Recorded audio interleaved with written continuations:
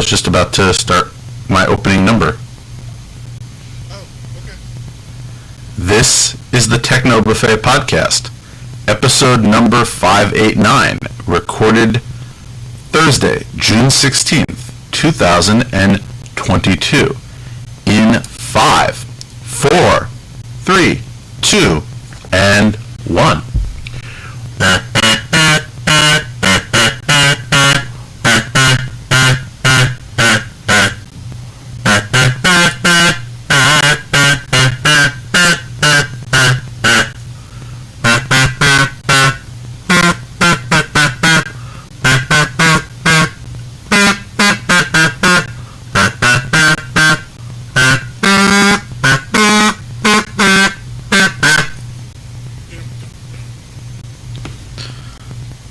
Why dum dum dum?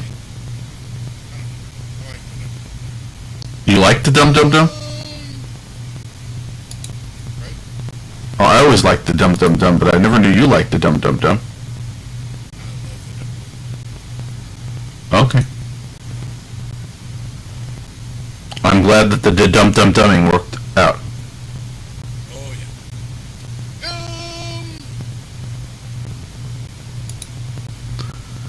So anyway,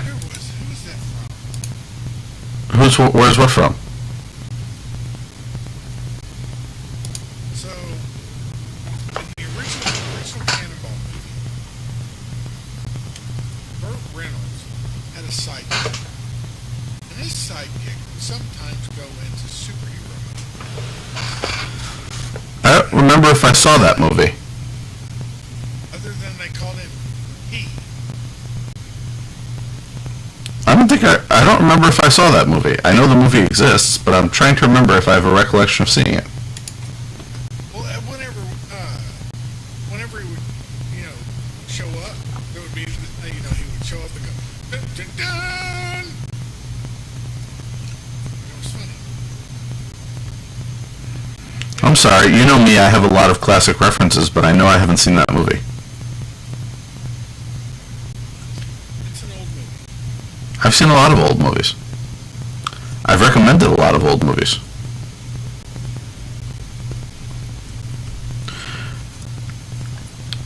Anyway, so we recorded Wednesday last week, and then on Thursday, I was preparing to say hello to you as I flew over your home. Yes. Unfortunately, the people at JetBlue had no Wi-Fi on the plane. Well, that was not very nice of them.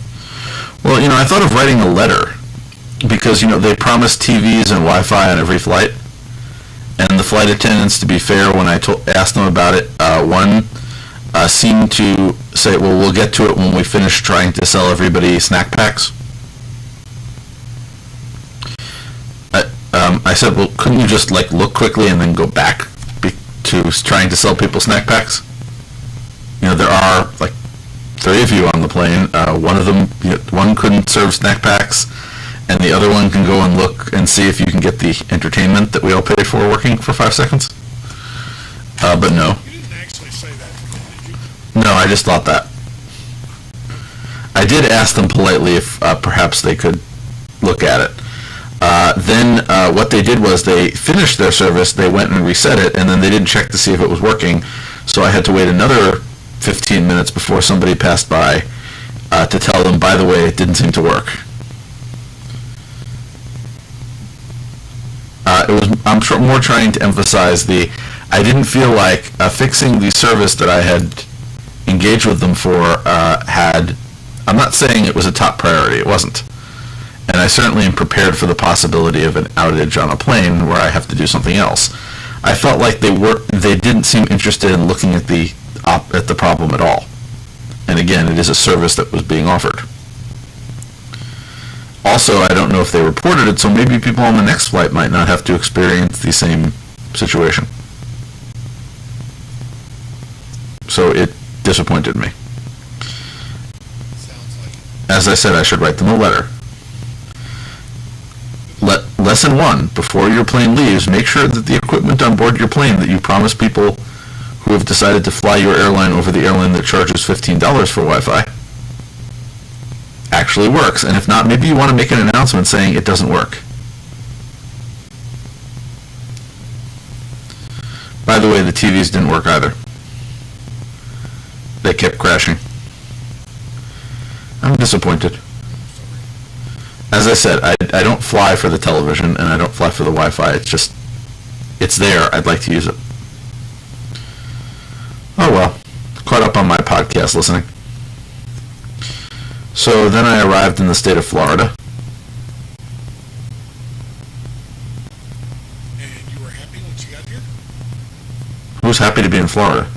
It's hot, it's humid. Then again, it's getting to be that way in New York also. But I'm happy. do you like, well actually it's probably cooler in Jacksonville than it is in South Florida. I don't know about that. I think, what did we get up to today? 97? It's not so much the temperature, it's the humidity that gets to me. Anyway, We only got up to 93 today.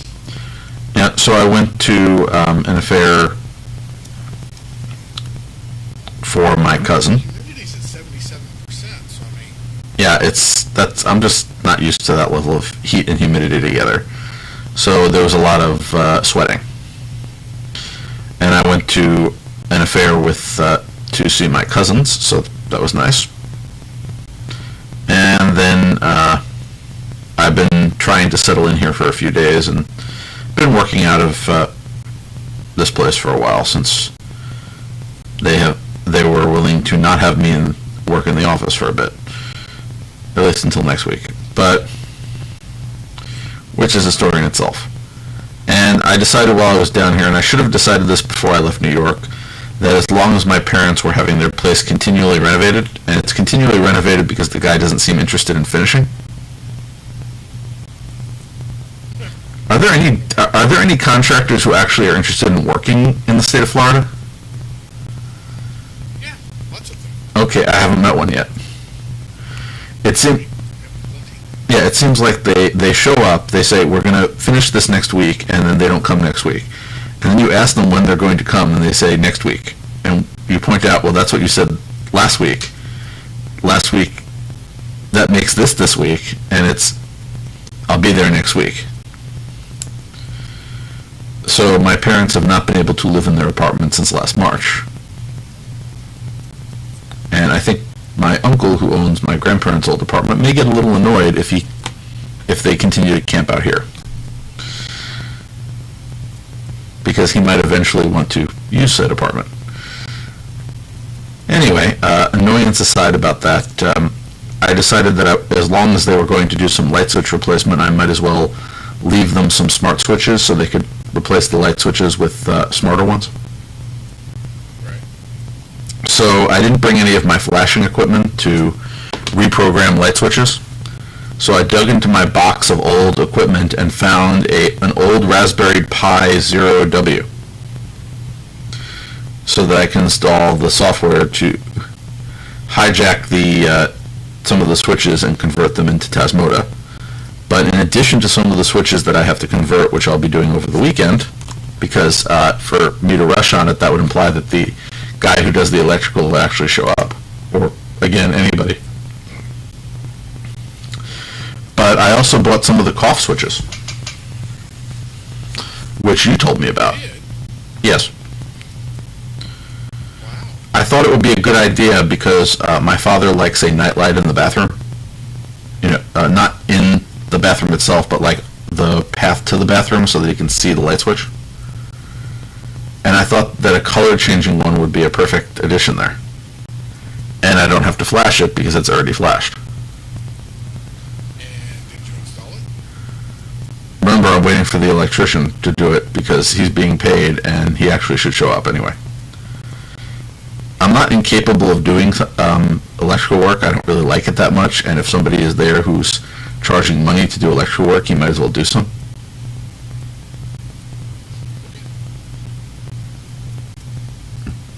It also made me decide I'm going to do some electrical work when I get back to Queens, if I have time.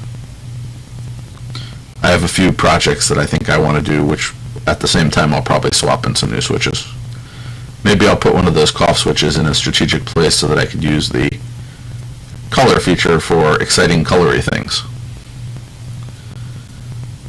Anyway, So that was that. Lots of switches here. I have like a box of dimmer switches, a box of just regular switches, a box, three dual switches. It took me a while to find a dual switch that should be flashable, so one that has two relays instead of one, because there are a lot of those in there. So I'm gonna again get them all converted up and have them installed. And if I come back the next time I visit and they're not installed, I will just have to break down and install them myself. But they will be here. On the other hand, the electrician was given a box of USB-C outlets, you know, the ones that have the USB-C port and the standard 110 volt port. And they're still sitting there, and he installed regular ones.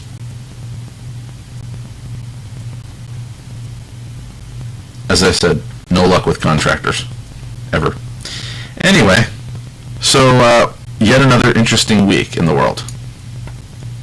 I don't know, man. It just seems like you have the worst luck in dealing with people. Yeah. What's your point? It's just unusual. Okay. Most people are good people. And most contractors want to do a good job and want to get paid. Well, the guy that I'm dealing with in New York, I have no appreciation for him because he shows up and does stuff. He just doesn't do a very good job. Or remember what I wrote down on a piece of paper I wanted him to do and that I thought I was paying him for. But he shows up and does something. So it's sort of this continuum. Would you rather have the contractor who shows up and does something but doesn't necessarily do what you asked him to do and you have to fight with him about that? But you get stuff done, or do you want the contractor who you hire says he'll be done in 2 months, and 4 months later it's I'll be there next week? Here's a thought. How about a contractor who says he'll be there tomorrow, is there tomorrow, and does what you want him to for a reasonable price? Oh, the reasonable price is... Well, yeah, I'd like to find that contractor, but I'd imagine if such a contractor exists, then he's not available because everybody wants him. It may just be I just don't know people. Usually, you know, when you want to get somebody trustworthy, you try to find somebody who someone you know has worked with, and there you get a personal referral as opposed to just trying to find people. And I guess I don't know enough people who use contractors because I have never gotten a really good referral. Or maybe all the people who have referred me don't like me very much secretly and are giving me these people. Hard to tell. Either way, as I said, I just have some bad luck in that area, and I'm hoping to find somebody better next time. At the moment, my parents in their work are sort of committed to the gentleman whose name is on the permits. Well, they've already started over once when the last contractor disappeared off the face of the earth. You know, how many times can you start over? Anyway, the contractor will be here yesterday to talk to them. And I was very excited about him being there yesterday, except clearly from the way that I'm phrasing it, he did not show up. So he's supposed to show up tomorrow to talk to them about the fact that he has not finished the job. And here's our cliffhanger. Next week I'll tell you whether or not he actually showed up.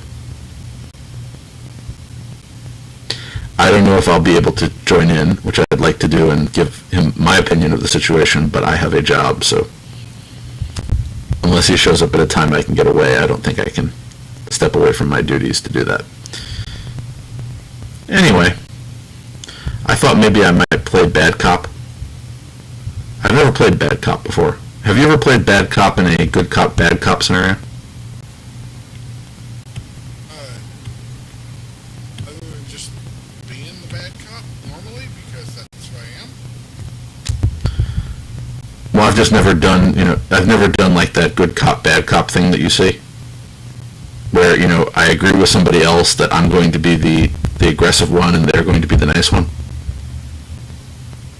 I'm not saying I haven't been bad cop solo or good cop solo.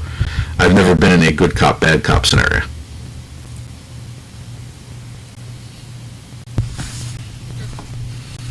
Anyway, So let's talk about a few things that are going on in the world. So we get to start with the government. And I know every time we talk about the government, you have an opinion. No. One of you not, I'm not saying it's a bad opinion, I'm saying you feel strongly about these issues. So there is, We have certain principles. yeah, I'm saying it leads to good conversation. I'm not saying anything negative about it. There is a Senate bill that would ban data brokers from selling location and health data.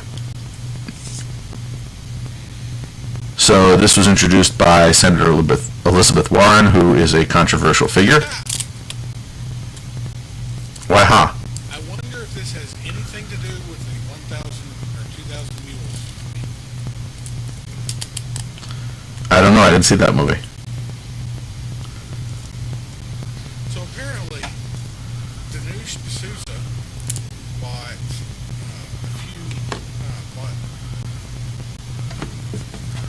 cell phone tracking data. Is this the one where they suggested that there were a bunch of people wandering around putting ballots into various random boxes? I'm just saying, man. Mighty coincidental. That people went places? I'm not saying one thing or the other, but as I'm not a data scientist, I'm just saying that whenever I've looked at this sort of data, it is really hard to predict why people are walking past a place and deriving some sort of pattern from it. Okay. But simply with this, it's companies gather all sorts of data without anybody knowing about it, and then they sell it to other people. So I am not against the idea of making it so they would have to actually tell you what they are doing with your information. And it should be for some sort of logical purpose. So essentially it would forbid data brokers from selling or transferring location data and health data, and make the FTC create rules to implement that law within 180 days, making exceptions for HIPAA-compliant activities, protected speech, and validly authorized disclosures. So that's pretty broad. I haven't read the entire bill, but I read the summary, and it seemed like it was reasonable to say we have to tell people what we're doing with their information when we collect it, and we're not allowed to do certain things with it. Okay, we'll see what happens. The problem is, regardless of it, because of who introduced it, there will probably be a lot of backlash because there are a lot of people who seriously dislike Elizabeth Warren. I'm not going to say I hate Elizabeth Warren, but I have issues with her. But do I think that she's an idealist who wants to do something? Yes.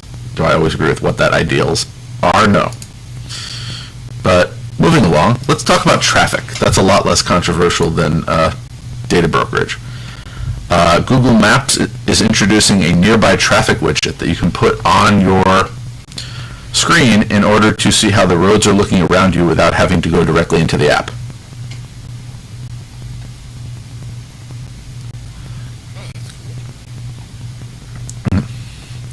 By the way, I just noticed this comment in the story. Google says there are 35 Google widgets available on Android, including this one. That's a lot of widgets. Yes, something that I strongly miss from my Android days. I told you, activate your Android device as a Wi-Fi only device, and use it like, you know how when somebody is suffering from withdrawal, they give them like a different drug that is less harmful. Yeah. So think of your old Pixel as you sort of getting your Android fix in a healthy way.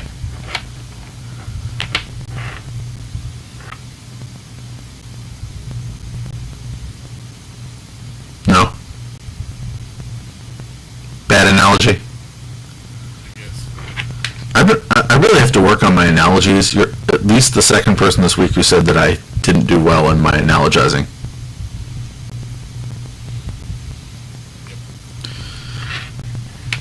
I'll work on it. I don't want to discourage you, man. So yeah, you're doing great. I'm proud of you. Well, two things I need to work on, analogies and motivation. People have told me that I have to work on my motivating people.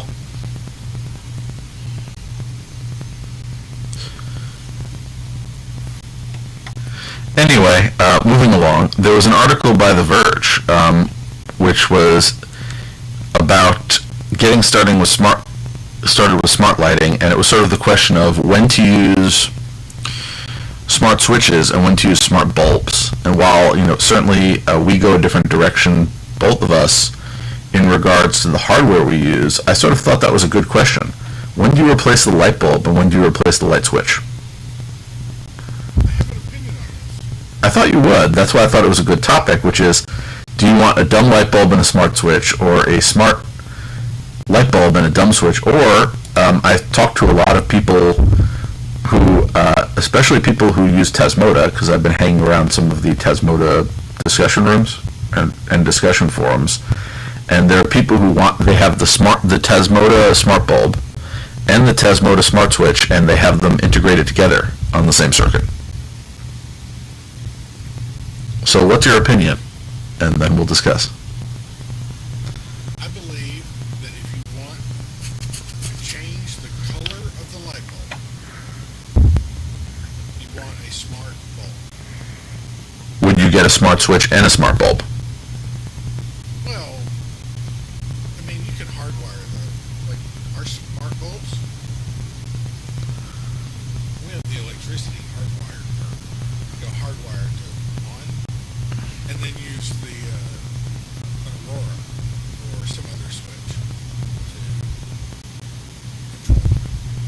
Yeah, and that's the sort of thing that I might. Bottom line is, if you want to change the color of the lights, use a smart bulb.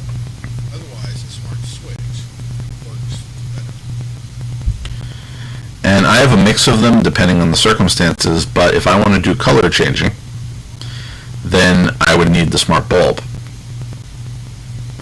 But look at what I just got in the cough switch. I could have the cough switch controlling a cough smart bulb, and if you look at some of the code that he's released, he's had it where you can pair two of those things together and actually have the color of the cough switch correspond to the color of the light bulb.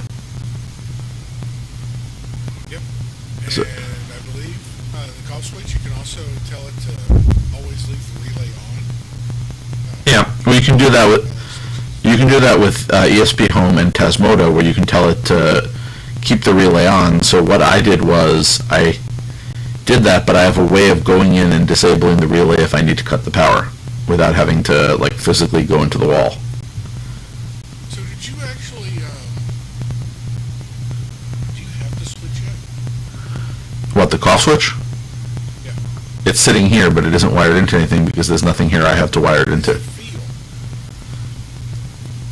The You opened it up and pushed the button to see how it feels? yeah, it clicks. How does it feel? It clicks. Is it, I mean, do you have to push at the top, the bottom, the middle? Is it? The middle. Remember, the big part of it is like a regular push button switch, and then that little part at the bottom isn't a switch; it's just a light. But I'm looking forward to what I did was, in order to flash some of these switches, I bought a essentially a three-pronged cord with exposed wires on one end, the one they use to fix broken tool power cords. So I intend to essentially power it up by plugging it into an outlet to make sure it works properly. That's one of the ways at home that I flash some of my switches. I just power them up because I figure it's easier to make sure everything works before you put it in a wall. Especially with some of my, I've mentioned that some of my gang boxes are a little cramped. The older ones where they didn't put in as deep boxes or they jammed too many wires into there. So once you get it in there, you don't want to have to take it out because there's a software problem, so it's easier to make sure the software is doing what it's supposed to be doing first. So we all have our tricks. Mine is power cord. Anyway, back to the sort of issue. The other thing that I was been looking at that's related to this is I I think I mentioned to you, device groups with Tasmota. Did I mention that to you? That I had been using that feature, which is it's a really great one. Let me try to explain it. I just pulled up the page so I wouldn't forget any of the details. So device groups allow multiple devices to be in a group with values such as power, light, color temperature, brightness, PWM values, sensor values, and more shared with other devices in the group. So if you have multiple lights in a device group, light settings can be changed on one light and the settings will automatically be changed on the other lights. If you put a dimmer switch in, the dimmer could control the power, brightness, and colors of all the lights in the group. Multiple switches could be in a device group to form a 3-way or a 4-way dimmer switch. So you can create all sorts of virtual 3-ways and virtual 4-ways. And over the network, it actually works using UDP multicasts and then unicasts if necessary. So it doesn't use MQTT or anything like that. Essentially, it sends it over a multicast address and port. Does that sound interesting?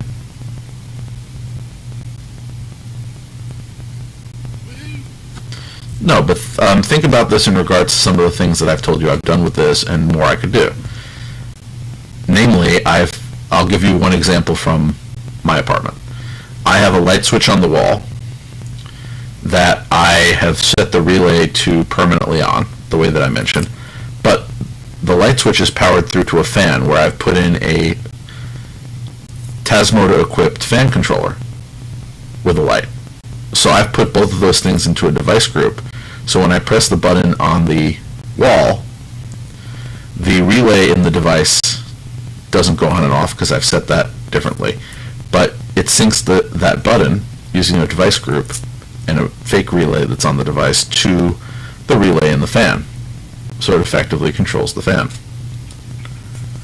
So no computer required, just straight over the network. And you can do all sorts of other customizations. You can customize what values are sent, you can customize what thing goes to what thing, you can give it all sorts of little instructions and rules, and it's a nice little feature. But recently, when I was looking at one of these rooms, somebody's working on teaching other software to respond to the device group thing, so a gateway between Tasmota device groups and other devices, so you can go straight around Home Assistant and do it with a little bridge program.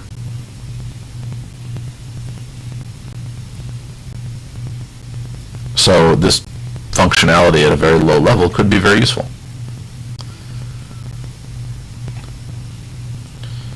Anyway, more smart switches is my next goal. I want to get them in every place, not only my place, where I have a few places I still haven't put them, but in all of my family's places that I hang around all the time. So we'll be smart. We'll be a smart family. Not that we weren't before, but now we'll be a smart switch family. Maybe a smart bulb family. Anyway, so this one I thought I would issue a warning about. Credentials for thousands of open source projects are free for the taking. So apparently there have been multiple security vulnerabilities from Travis CI. Have you ever used Travis's continuous integration? Okay, but you're familiar. I've seen projects that use it, but I've never used it. But you're familiar with it. So the idea is it does a whole bunch of automated testing and other objects, and it's one of several companies that does this, except apparently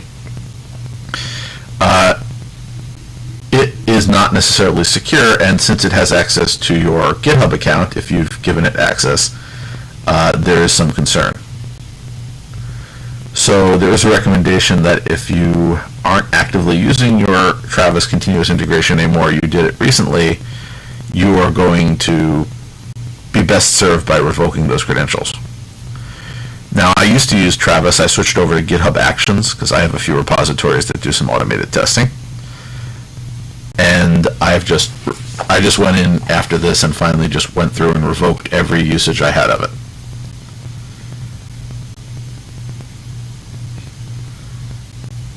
Well, again, I wasn't using it anyway, so why not? But it is worrisome when a project may be compromising a whole bunch of other projects. Moving along, here's a very non-controversial one. The Google Weather app is now available on Android tablets. That, of course, includes the Weather Frog. Have I told you how much I like the Weather Frog? I think you've mentioned it a couple times. Well, he's my favorite weather mascot. How many weather mascots can you think of that are so enjoyable? You know, every so often I look over at my Google Smart Display and I see the Weather Frog. You know, he's out at the beach, or he's looking at the stars through his telescope, or he's inside because it's a rainy day.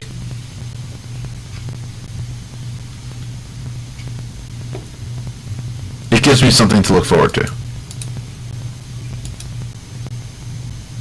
Go Weather Frog. Anyway, jokes about the Google Weather Frog aside, Internet Explorer, we'll move on, ended a 26-year run and is finally being shut down.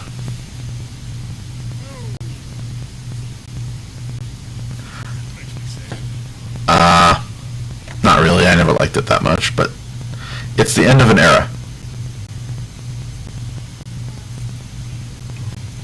Well, is it sad that I still use it? There are a few things at work I still use it for, but I haven't been on a Windows computer at home in a long, long time. So at work, there's All the Windows servers that the only browser on is. yeah. Well, no, not exactly the same thing at my place of business. There are like a few applications that require an old version of IE.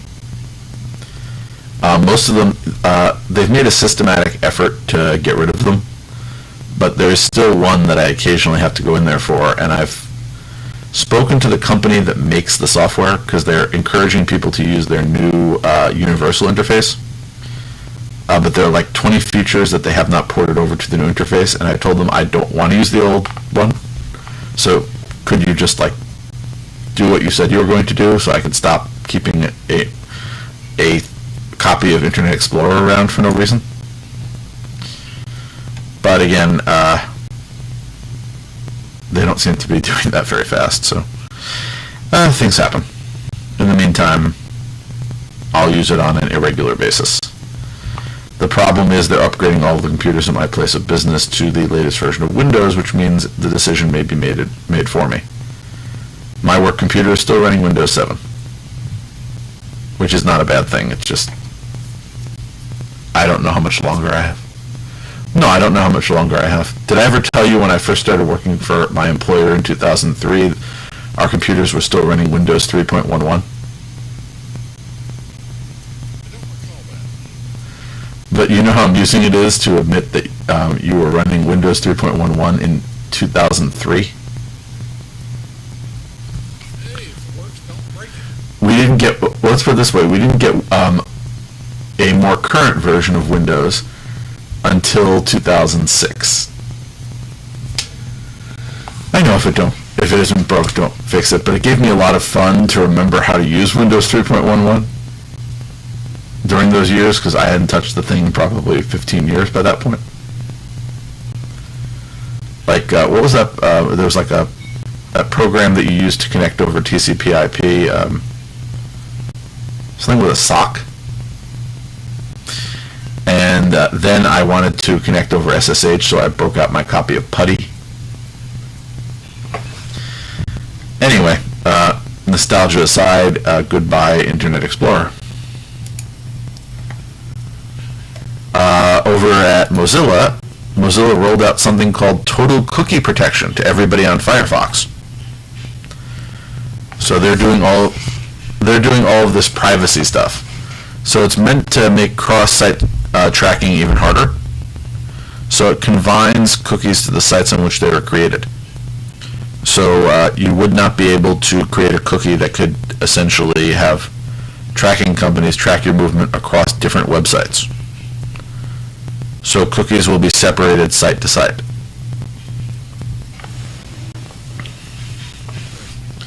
I don't think that's a bad idea. To say, why should site A be able to set something that can be used by site B?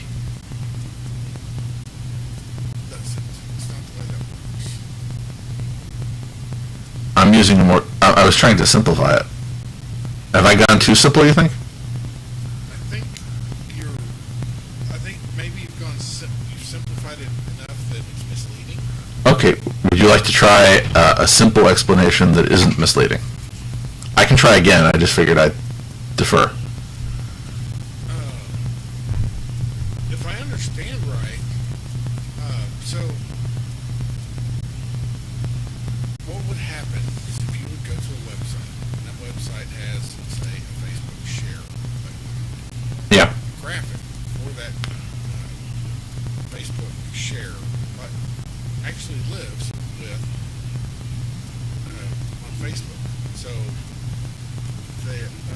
your browser will reach out to Facebook for that image, and as a part of reaching out for that, Facebook knows that you asked for that image, so it would give you back the image, and would also put a cookie on there. Would also put a cookie in your browser. Say set the cookie. So next time you call Facebook, then give me this cookie back. And if you went to a different site that also had a Facebook button on it, then when it goes to ask for that Facebook button image, it has a cookie for Facebook. So it would, because Facebook gave it a cookie, because your browser had previously reached out to Facebook that, hey, give me this, and Facebook said, here is the thing you asked for and a cookie. Give it back to me later, would you? And then you go to another site, and there's that Facebook button again. So it asks for the button image, and also says, oh yeah, here's this image. Now Facebook knows that the same person that went to the first site has also gone to the second site, and it does that because every website ends up in the same cookie jar, and they're actually called cookie jars. I know. I think it's cute. Such that no matter, and every website gets its own little section of cookie jar. So it's not like Twitter.com is going to be able to see any cookies for Facebook. But if no matter where you are on the web, if you go out to get a cookie from Facebook, then that cookie will be there. And as I understand it, what they're doing, what Mozilla is doing, Firefox, is they're giving each website its own cookie jar. Yes. So when you're at, I don't know, privacystealingwebsite.com. Sorry? Privacystealingwebsite.com. Privacystealingwebsite.com, and it goes to grab that Facebook button. It doesn't have a cookie to give because that cookie jar is different from the other cookie jar of the other site that you went to. How was that for an explanation? I think that works. And again, I think it makes sense to say that you shouldn't be able to link up the behavior unless, again, you intentionally do that, as opposed to just visiting a site. So I think that other organizations are going to follow that. So other browsers will probably start isolating cookies and saying, no, you cannot continue doing this way. Now, if I log into Google and I go to another Google property, again, that's fine. I want my information to follow me.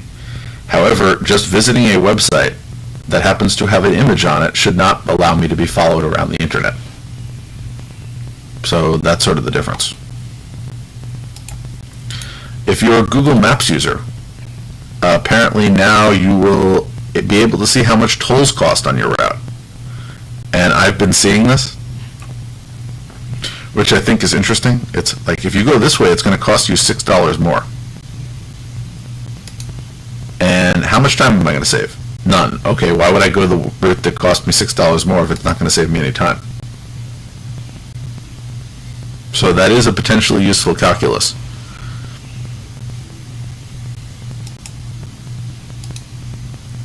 Also, Google has killed off Google Talk. Oh, no. Is this bad? Well, essentially, Google Talk, the interface, was actually still working as a plugin for things like Pigeon to connect to Hangouts, which connects to Google Chat. So essentially, all of the old messaging systems were sort of linked together. But yes, if you're asking, do I care myself? Not really. I'm a little disappointed because Google Talk was actually the only one of the various Google services that actually had an official integration with anything, because it did support things like XMPP and Federation, which had advantages. Meanwhile, just remember, Google Talk was killed off by Google Hangouts, which was killed off by Google Chat. So I'm not exactly surprised they finally said that all of the legacy pieces of the Google Talk messaging service were finally just shutting off. They will not work anymore. We're throwing them out. Now for me, I'm still a Pigeon user, but fortunately there's a gentleman who just likes writing Pigeon plugins. What's that guy's name? Ian Robb in Christchurch, New Zealand, who just writes Pigeon integrations. So he has already written a Pigeon integration for Google Chat that connects directly to the Google Chat protocol instead of going through the XMPP server that Google is now shutting down. So I'm fine, as long as it works somehow.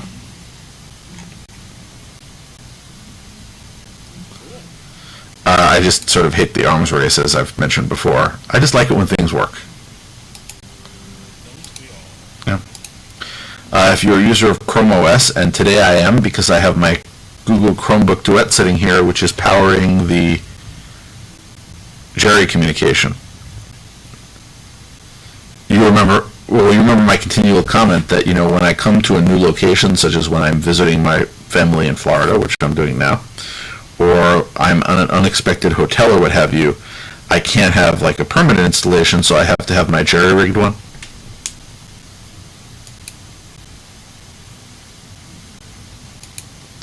And that, of course, includes right now the Chromebook Duet, which is a Chrome tablet that I bought refurbished that I often use, and it's plugged into a USB-C hub, which outputs onto HDMI, and that goes into the YouTube streamer, which is, as far as I know, working right now, to show an image of the show notes and our audio.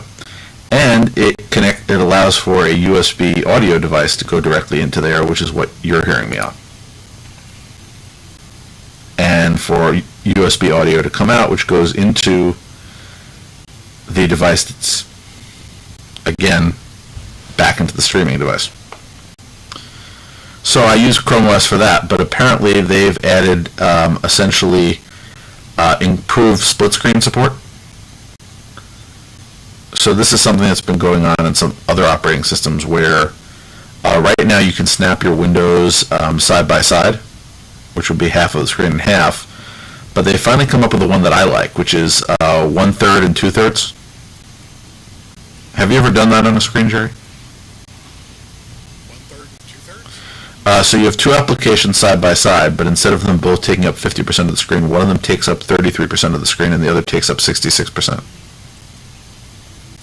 Yes, I do that frequently.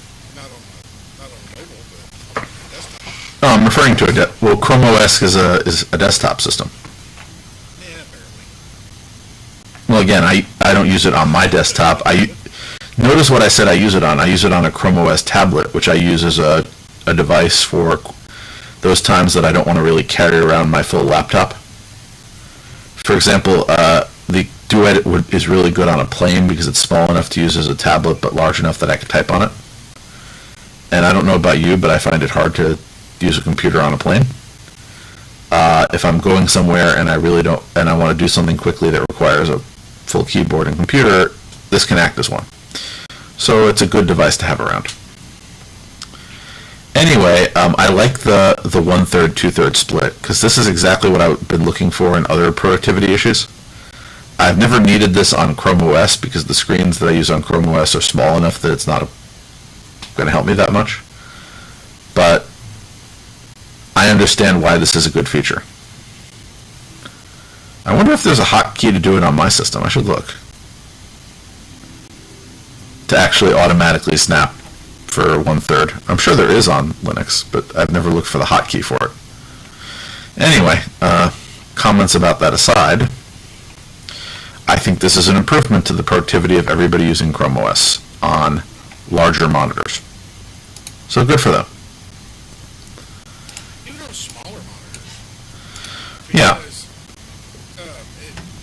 if you take a small monitor and you split it in half, those may be unusable halves.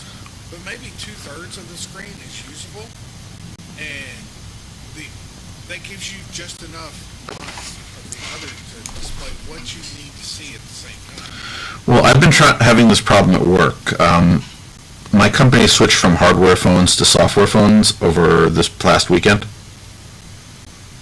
So for years we've had like a physical phone that people were using at their houses that we gave to them that plugged into essentially VoIP to give them a regular style phone. We switched them over to a soft phone, so we issued them a headset and ran it through their computer. So all these people kept commenting that they were having trouble seeing the phone interface while they were working. And I was talking to them about snapping the windows to do this exact thing. 1/3 of the screen is their phone, so they can see when a call is coming in, and the other 2/3 are what they're working on. So I've been thinking a lot about this lately.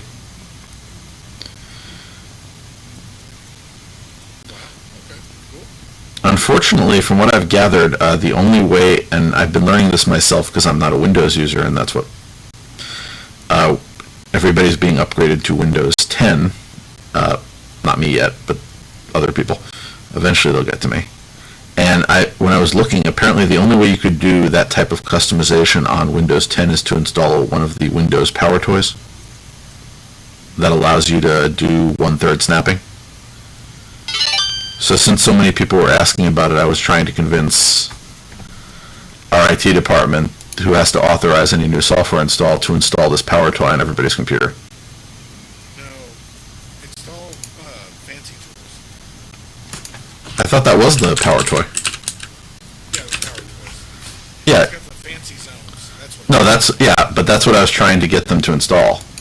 I said it can't be a security risk if it's released by Microsoft, but it's not installed by default, and I said this is exactly what everybody's asking. They want the 1/3 split, and I didn't know about it. I just did my research, and hopefully somebody in IT will get around to it, because as I said, for obvious security reasons, my employer does not let anybody just install any application on their computer. They've restricted admin permissions. Anyway, moving along from Windows snapping, if anybody has any recommendations who knows more about Windows than I do, always happy to hear them. Thunderbird has announced how they are going to continue. They said they were going to launch a mobile version of Thunderbird, and they've actually revealed that they're not in reality doing that. So rather than starting from scratch and doing a mobile version of Thunderbird, they've acquired Canine Mail, which is a really long-standing, good quality, open source Android email app. And the developer of that app is now an employee there. So they'll be adding new features to the app for parity, and they will change the name to Thunderbird. Long live Thunderbird. Why not? I'm in favor of that. Yay, Thunderbird. If you are amused by what IKEA does, IKEA apparently has once again announced a record player. See, this is. I mean, okay, cool. It just amuses me. So apparently IKEA will have a record player as part of its Ubergransad. By the way, feel free to correct my Swedish. Yeah, not me. I'm not gonna. Yeah, I know about Swedish, I learned from visiting IKEA. But I just find it amusing they're coming out with a record player. It just seems so interesting for the brand. Moving along, there was another Verge article about the new universal charger policy, which we've talked about several times over the years. Most recently the USB-C one, but remember, a decade ago we talked about the micro USB one. So this was a question that I thought was worth sort of mentioning, which is the policy claims to tackle the idea of waste. But will it actually? So this is a reporter asking the question of, does it actually solve one of the problems that it claims to? Which is that all these different ports create a lot of e-waste and unnecessary charger purchases. And the answer is probably not. But I didn't know that 54,000 metric tons of chargers are wasted each year. It's crazy. Yeah. And whether the new rule would actually eliminate the 11,000 metric tons of chargers that are scrapped in Europe each year is a difficult question. No. You know my opinion on this. Yeah, but what I'm saying is this is one specific aspect of it that I thought was worth bringing up, even though we both expressed our opinion on the overall question of, should Europe do this? I don't think it will help that much either. I'm happy because I like USB-C, but I, again, am a continual skeptic about certain actions. If you are a Chromecast with Google TV user, they have finally rolled out their personalized screensaver. So this is what they promised last year, where you get access to personal cards with personalized content. So I'm thrilled about the fact that I can personalize the screensaver on my Chromecast with Google TV, because I do have that. But again, I don't know why certain things take so long. If you aren't ready to release something, why do you promise it to people? Wait until you think you're actually going to release it.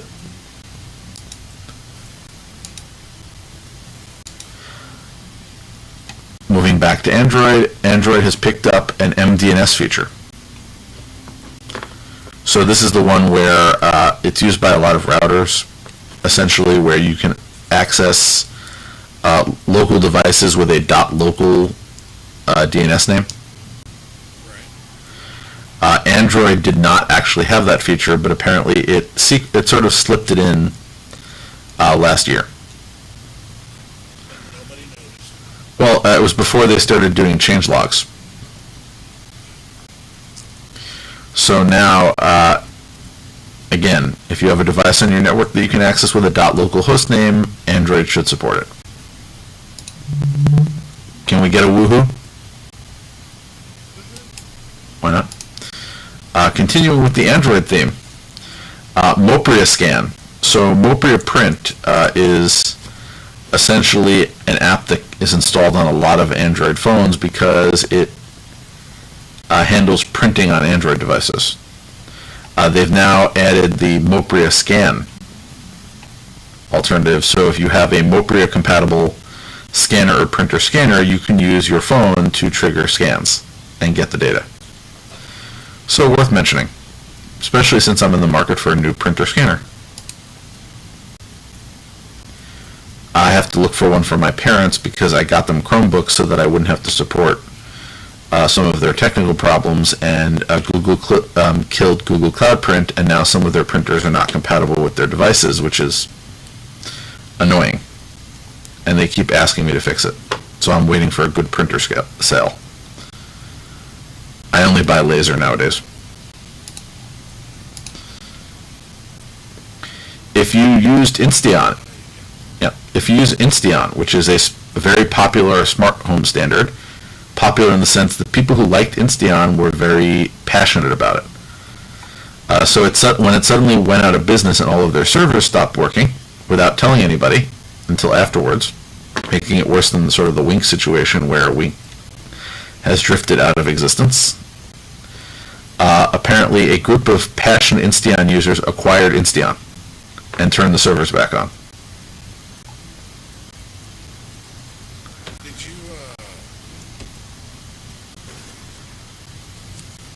you happen to hop onto their forum where and read the responses to the blog post when they announced this?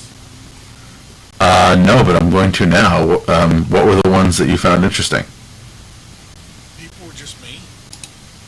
About, Like, too little, too late. Jerks. you bought out something that you loved, and People who bought it out were the people who shut it down. they weren't the people. Just They weren't the people who shut it down. They were completely different people. They bought it because they thought it was a good thing and were upset that it got shut down. That's disappointing. That seems like a trolling situation.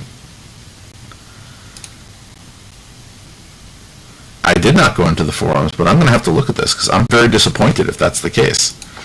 I'm not going to say that I know anything about the gentleman who is apparently the new CEO, what's his name, Ken Fairbanks, who may or may not have experience in this area. But somebody saying we have a product, people like it, we're passionate users who decided to acquire the product and try to make it a going concern, and then you criticize them? Give them a chance. I wish when companies decided to shut down intellectual property, I wish more people would say, hey, we'll buy it and do something with it because of the users. Why not? Sometimes companies won't let go of their intellectual property even though they're shutting it down. Oh well. Android 13, which is coming up, will warn you when older apps require access to all media file types. So one of the changes that Android 13 has would be media file permissions. So instead of photo, video, music, etc. being accessible through a single permission, Android 13 divides those into their own permissions. So your music player can access music. It can't access your photo gallery if it doesn't need to. So they're going to be cracking down when you open up an old application and inform you so that you can actually change your permissions, or if they don't support the new standards, a warning that they can pretty much access everything.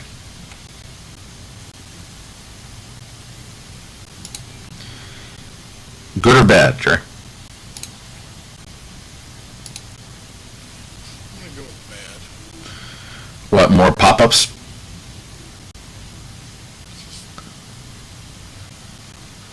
I understand the segmentation, but as I said, more pop-ups.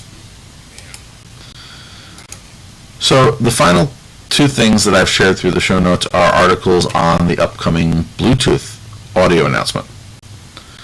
By the way, this is unrelated to the audio presentation today that Home Assistant put out, or the Matter presentation that they put out earlier in the week. So they did two live streams where they talked about technology, and the reason why I won't be talking to them is I've saved watching those. I didn't watch them live, so I've saved watching the videos for the weekend. You know, you need something to look forward to. So Bluetooth audio is about to get an upgrade, which would include things like streaming to an unlimited number of speakers and headphones at once. That's crazy. Well, this is, again, audio sharing and some of the capabilities of Bluetooth LE. Have you ever seen those movies where they're like silent raves? Yeah, You go into a place and you have headphones and everybody. playing I think that's very considerate. headphones on. I think that's very considerate to your neighbors, but it looks weird. No, but seriously, if you were having a loud party, and I've never had a loud party, but I have been in the vicinity of a loud party that I wished wasn't quite so loud. So if your choice is to give everybody a pair of headphones so you can enjoy the loud party without disturbing people, and just look weird, or play the music as loud as possible, cause everybody hearing damage, and annoy your neighbors and possibly get the police called on you, what sounds like a better move? But this is again, an interesting opportunity, because I can't think of where I would want to necessarily share between multiple headphones, because I only have one head. least last time I checked. But I could think of where I might want to have audio streamed to multiple speakers in my house, so as I walk around my house, the same audio would be there. And there are a bunch of technologies. As you remember, I've tried to do that with Google Home Minis spread out around the house in an audio group and a few other things. So this might, again, be useful for that. But they have other things. Apparently the technology could allow you to tune into TVs in public spaces, such as the ones in waiting rooms, airports, gyms, and restaurants. So that could be interesting. And more. So I look forward to seeing what's going on. But again, they had some interesting examples like travel announcements directly into your earbuds. So since you could connect to multiple devices at the same time, you could essentially pair with the audio announcements in an airport and get the announcement in your headphones as you're sitting there.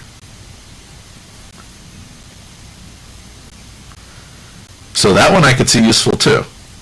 Can you actually hear the announcements in it? I have to have my Bluetooth headset to be able to connect multiple sources.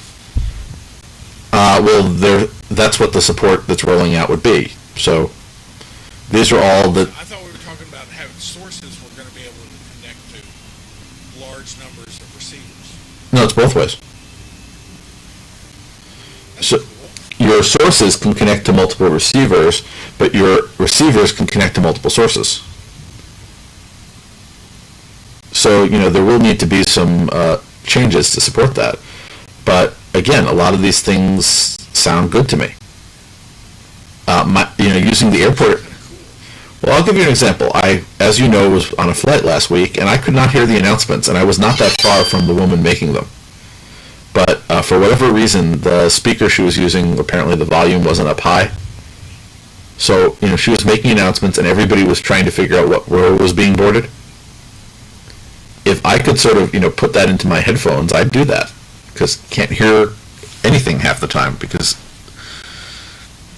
of what's going on. Then I wouldn't have to go up and say, "Excuse me, I just heard you announce something. What row is it?" And then have them look at me very annoyed because I'm like the 15th person who asked them. Because again, not loud enough. But anyway, so I'm looking forward to this for all of those reasons.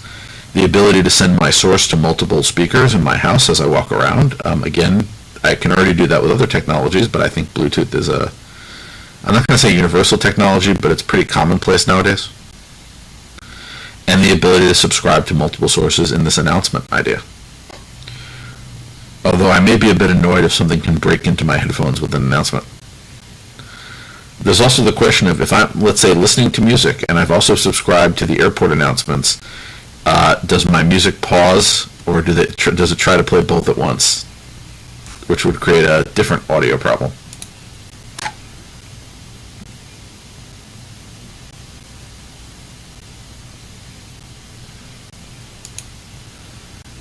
So that brings us to the end of this week's discussion. Next week, I plan on being back in the wonderful state of New York. Sorry. I'm sorry. You didn't mean that as a joke, but... Well, again, you like Florida and dislike New York. I don't dislike Florida, but I prefer New York.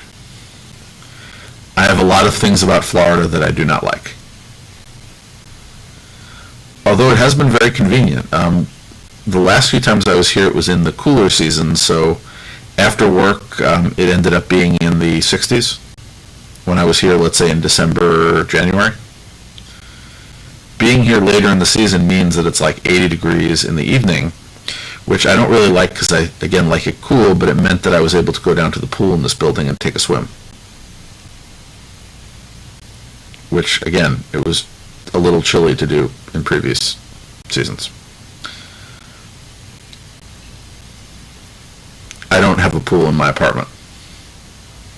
But it's probably good because we get water all over the floor. Anyway, that brings us to the end of that thought. So next week I will be back home and maybe doing some more home automation things. Here, as I said, I'm prepping for future home automation, but I can't do any home automation because my parents' home is not homeable. Well, I wish you luck, whatever happens. Well, as I said, whatever happens, it is just incredibly frustrating for them and for me, because one of the reasons I agreed to stay on down here is I was going to help them put their stuff back in the closets, which he was supposed to paint this week, and put the shelves back in so that the stuff could be put away, and then he could work on other things, and there'd be more room. But has not painted closets or put shelves back, therefore no putting stuff back in closet, therefore what am I doing here? Other than the fact that it would cost more to change my airline ticket than to just hang around. So until next time, Jerry, have a good week, and if I actually install a smart switcher, I'll tell you. I don't think I will, but when I get back to New York, I intend to take the spares with me. Because I did buy, I bought 12 smart switches. I don't think I'm going to install all of them, or leave them to be installed.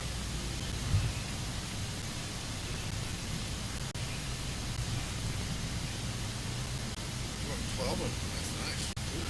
That's nice. No, a 4-pack of single switches, 3 of the cough switches, 4-pack of dimmer switches, and 3 dual relay switches. So I think I'll have some spares.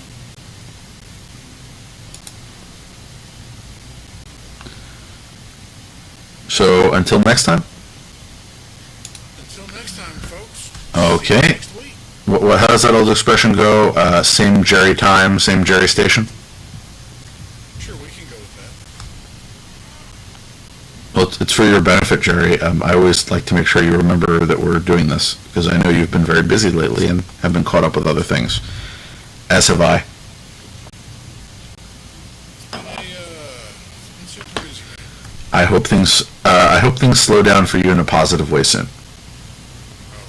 Thank you. I hope things slow down for me in a positive way soon too, but because what I'm currently doing at work is exhausting me. Anyway, enjoy the rest of your evening. And for anybody listening at home, if you are listening during your drive time, please drive safely. If you are listening at home while enjoying the comfort of your home, why don't you install a smart switch? Or install one of those cough switches and have it flash a special color every time a new episode of Techno Buffet is available. Or some other interesting thing. And of course, if you are enjoying this somewhere outside on a balcony, I hope you have a nice view. Have I covered all locations you could be enjoying a Techno Buffet podcast from? Well, I didn't cover if you are taking a run or a nice leisurely walk, but I need something for next week. So, good night, Jerry. Good night. Recording stopped.